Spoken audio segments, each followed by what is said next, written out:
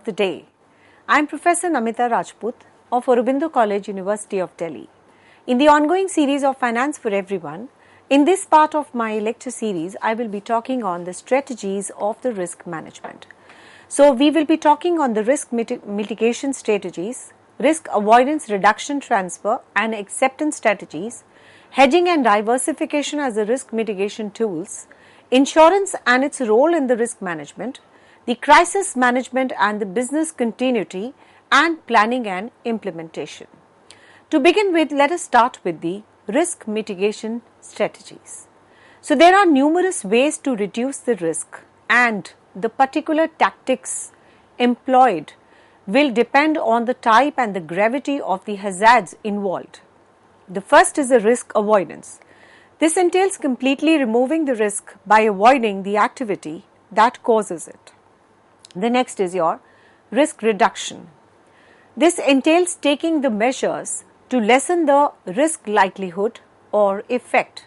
So, putting in place safely the precautions or the redundant systems, for instance. The third is your risk transfer. This is a process of transferring the risk to a different party, such as through outsourcing or insurance.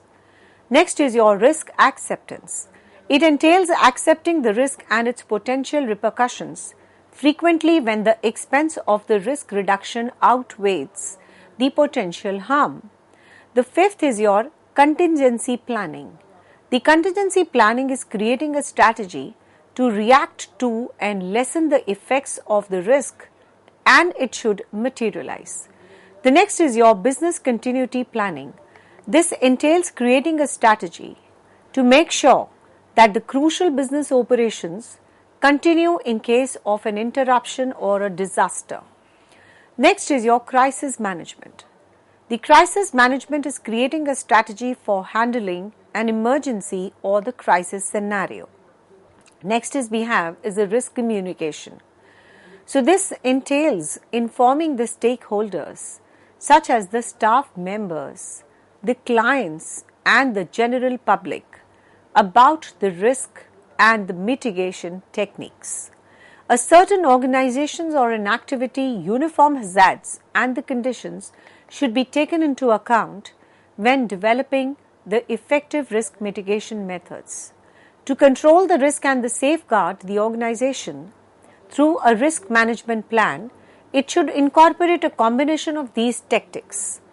Next is your risk avoidance, reduction, transfer and acceptance strategy. Three popular methods for managing risk are risk acceptance, risk reduction and risk avoidance.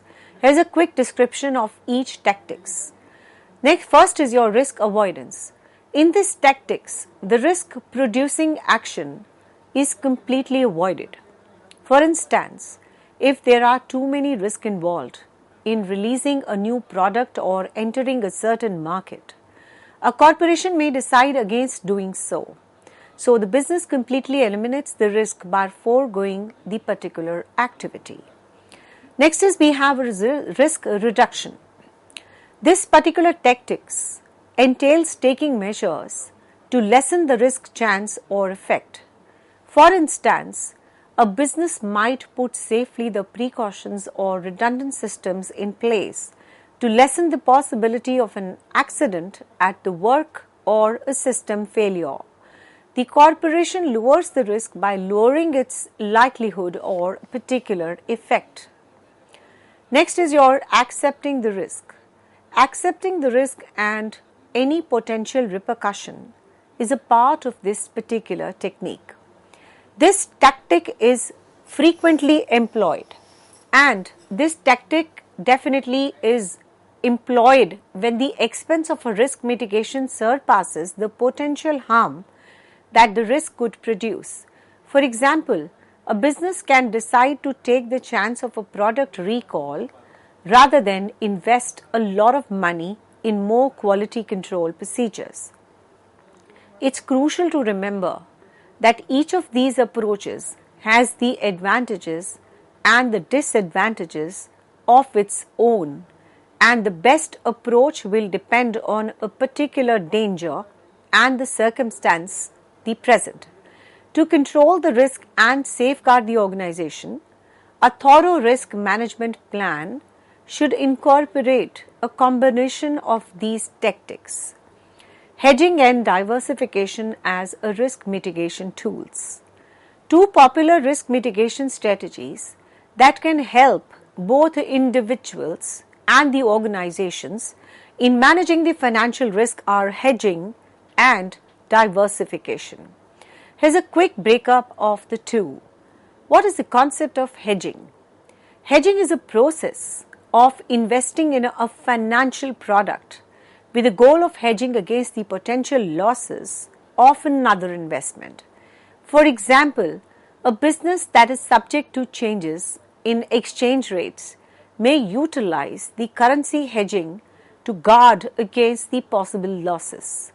The various financial products, including the future contracts, options, and the swaps, can be used for hedging.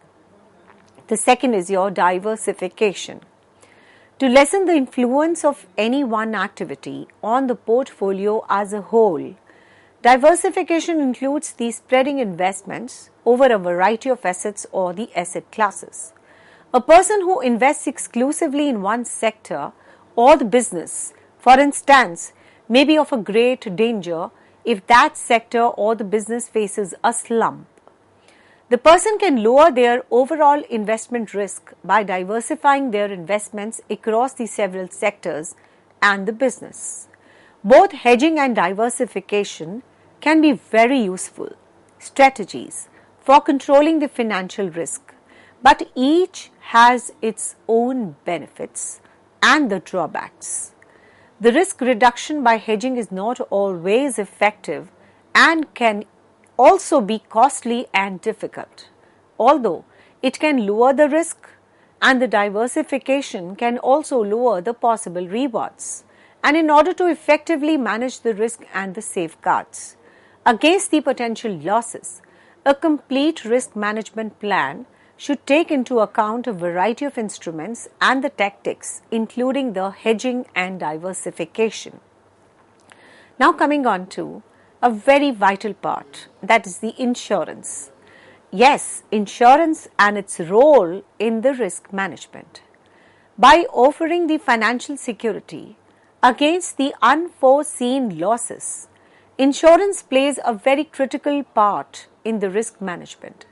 And here are some of the significant ways that the insurance aids with the risk management. The first is your risk transfer. Insurance enables the people and the business to pay a premium and transfer some of their risk to an insurance provider. And in the insured events, such as a vehicle accident or the natural disaster occurs, the insurance company bears the risk and agrees to pay out a specific amount.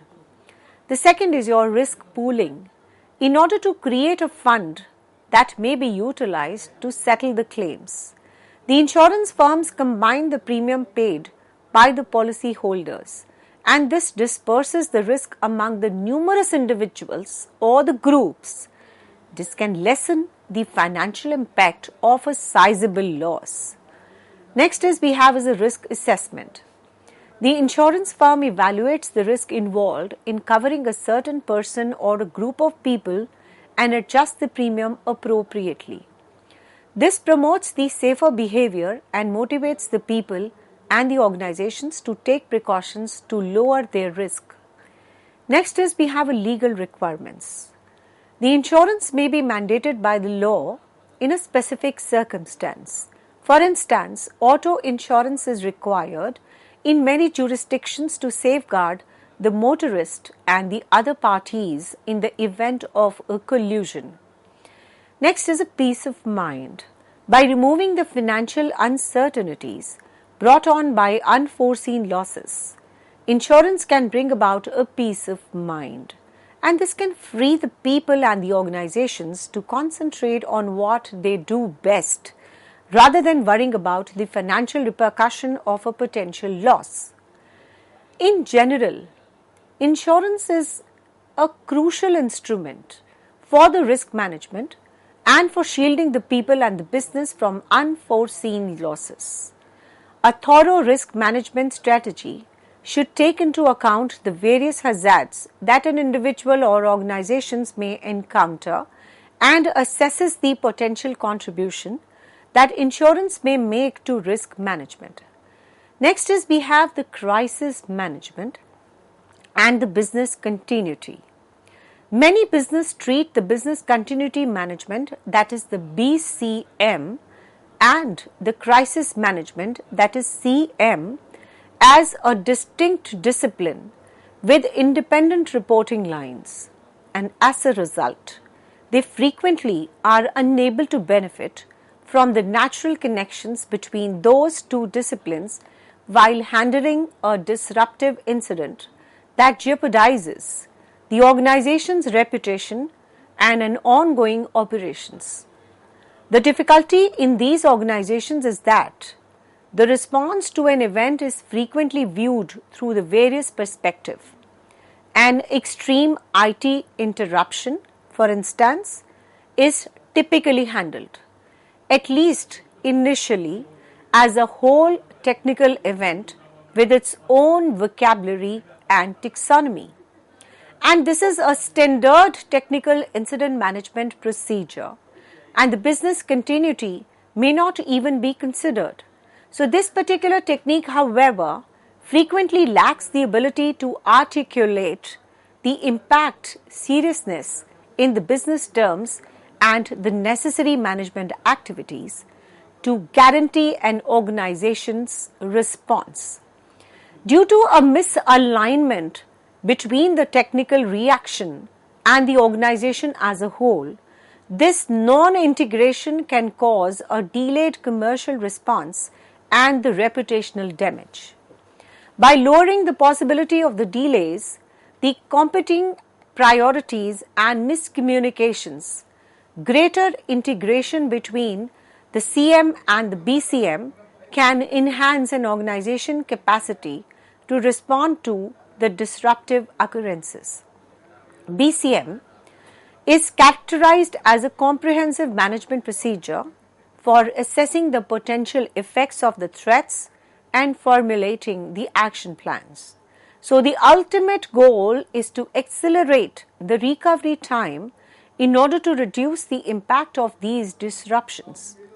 The total coordination of the organization reaction to a crisis with an aim of preventing and minimizing the harm to the organization's productivity, reputation, or operational capacity is known as the crisis management. The degree to which these functions are utilized differentiates them.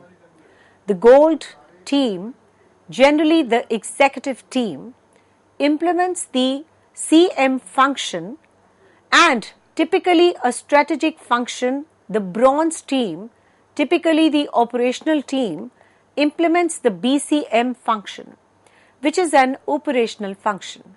The tactical function carried out by the silver team, which is often the management team, lies between these two tasks to facilitate the process, and the gold team does not always need to activate the CM. So, a silver team potential at the divisional levels can also execute the CM at the tactical levels. The size of the organization and the type of the disruptive incidents will determine this. The operational function will be carried out by the bronze team for both application levels. The required level of activism and the activation will depend on the nature of the event and its impact.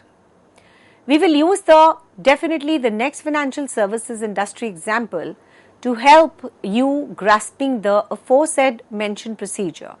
So due to a broken switch on the trading floor in one portion of the facility, the capital market division trading systems became inoperable.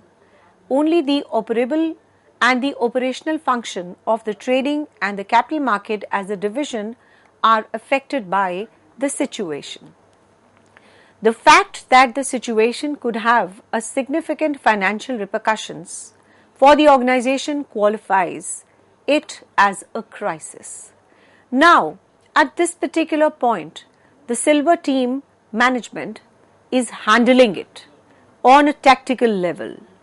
The implementation of the divisional crisis management plan, the choice is taken to restart the crucial service by utilizing the trading team continuity procedures, which are implemented by the bronze team. So the tactical team updates the gold team, that is the executives, on the incident effect and progress of its resolution. The gold team will be asked and tasked with making the organization's decisions to minimize any negative effects on regulations and the reputation should this event become more serious and begin to affect other services provided by the organizations, such as the payment and the client services. So this example demonstrates how the CM, that is the crisis management, and the BCM integration is used during an event. So the crisis management planning and the implementation. The process of identifying the potential crisis that an organization may experience, creating a strategy to address those crises, and putting that plan into action when a crisis arises is known as crisis management planning.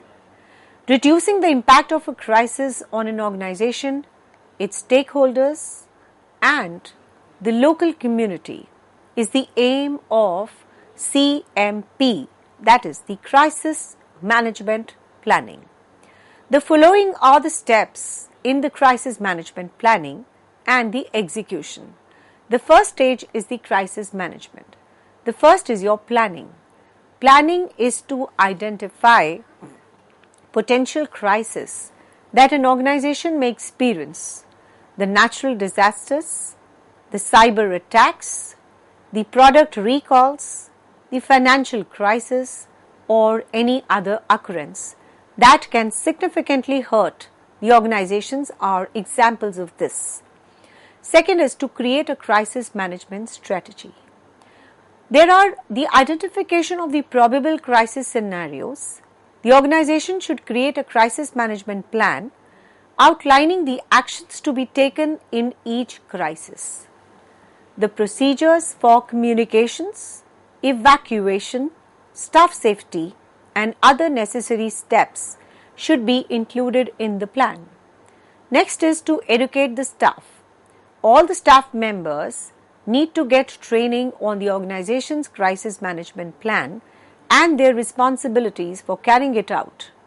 Giving a instruction on emergency procedures, communication protocols, and any other pertinent information is a part of this. Next is we have to test the plan. To make sure the crisis management strategy is current and effective, the organization should test it on a very regular basis. So this could involve the simulations, the small group activities, or other kind of test. Next is to put the plan into action. As soon as a crisis arises, the organization should start putting its crisis management strategy into action. This could entail assembling an emergency response team, getting in touch with the interested parties, and taking whatever steps are required to lessen the crisis effects. Next is we have assessing the reaction. Following are the resolutions of the crisis. The organization should assess its response to find any area that needs improvement. So this could entail assessing the crisis management plan efficacy, locating and training the communication gaps, and altering the procedures to stop similar crises from happening again. All the things considered, the crisis management planning and execution are essential steps for any organization that wishes to be ready for an unforeseen occurrences that can have an influence on its operations. And by using the actions outlined, the organizations can actually create a beautiful crisis management strategies that can minimize the effect of the crisis and also safeguard the health and the safety of their staff, of their different stakeholders, and of course of the communities. Now let us talk about the business continuity planning, that is the BCP, and its implementation.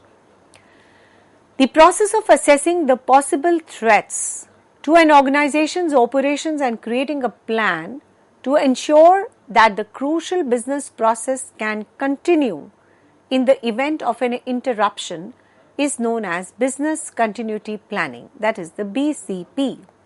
It aims to keep an organization's operations as seamless as feasible while minimizing the effect of an interruption on organization and its stakeholders. The steps in the business continuity planning and implementation are as follows. The first is determine the impact business functions that must continue in the case of a disruption. So this is the first stage in the business continuity plan, and this could involve the activities like the customer service, sales, production, and IT. Next is to evaluate the potential risk and the vulnerabilities that could affect the organization's capacity to continue performing these crucial business operations. So this could involve like supply chain interruptions, the cyber attacks, and the natural calamities. You need to create a BCP, and following the identification of the key business functions and the potential risk, the organization should create a BCP that entails should have done in case of a disruption. So this may include the communication protocols, the data breakup and the recovery process, alternative work sites, and other potential activities. Next is to educate the staff. Every employee needs to learn about the organization BCP and their responsibilities in putting into practice.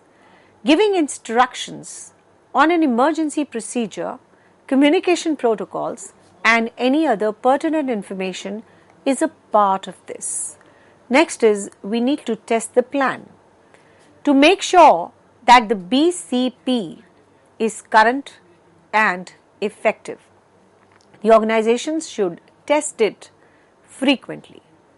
And of course, this would involve the simulations, small group activities, and other kind of test. Put the plan into action. As soon as a disruption occurs, the organization should apply its BCP. An emergency response team may need to be activated immediately. The stakeholder communication may need to be maintained, and any other essential activities may need to be taken. Next is to assess the reaction. Following the resolution of the disruption, the organization should assess its response to find any area that needs improvement. So this can entail assessing the BCP efficacy, locating the training on communication gaps, and altering the procedures to stop similar interruptions from happening in the future. The BCP is in general an essential procedure for an organization that wants to be ready for an unforeseen occurrences that can have a deep influence on its operations. So these procedures can really help the organizations create a BCP that minimizes the effect of interruptions and safeguard the health and the safety of their stakeholders, employees, and communications. Next is we have a recovery and a post-crisis analysis. The critical elements of the crisis management and the business continuity planning includes the recovery and post-event analysis. Following a crisis, the organization must concentrate on getting back to normal while also reviewing the crisis response to find the opportunities for improvement. Following are the procedures for recovery and the post-crisis analysis. The first is the recovery. The first phase in the recovery is to evaluate the harm and the crisis has gone and done and taken a swift action to restore the essential company's services, the physical damage, the repair and the IT system restoration and the production restarting might all be a part of this. The second is your business continuity. The organization should concentrate on restarting the regular operations and making sure that the business continuity is maintained once it is crucial. The business functions have been restored, and this could entail keeping an eye on the system and the procedures to make sure that they are operating well and spotting any area that could actually require more assistance and the resources. The post-crisis analysis, the organization should carry out a post-crisis study to pinpoint the area of improvement in the crisis management and the business continuity planning procedures. And once it has recovered from the crisis and resumed the regular operations, this may entail assessing the crisis response efficacy, locating any planning or training deficiencies, altering the process to stop the similar crisis from occurring in the future. We need to have a documentation. The organization has to keep a record of all the lessons learned and the best practices found during the crisis response and the recovery process. The future crisis management and the business continuity planning initiatives can benefit from this documentation. And next is your communication.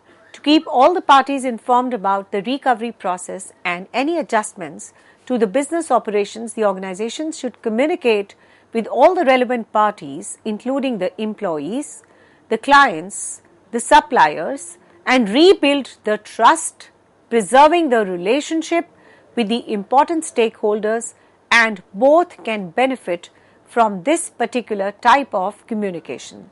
So overall, the crisis management has to be done like this, and the post-crisis analysis is a very important tool. And definitely we need to monitor and continue doing this, and this will help in taking a vital decisions in the future, to monitor the progress, to spot the issues, to assure the accountability, and overall assess and making sure that you're moving towards your goals and you're not dependent on a continuous monitoring and review. So you may find the areas of improvement and make it necessary adjustments to stay on the course by routinely analyzing your performance and development. Thank you so much.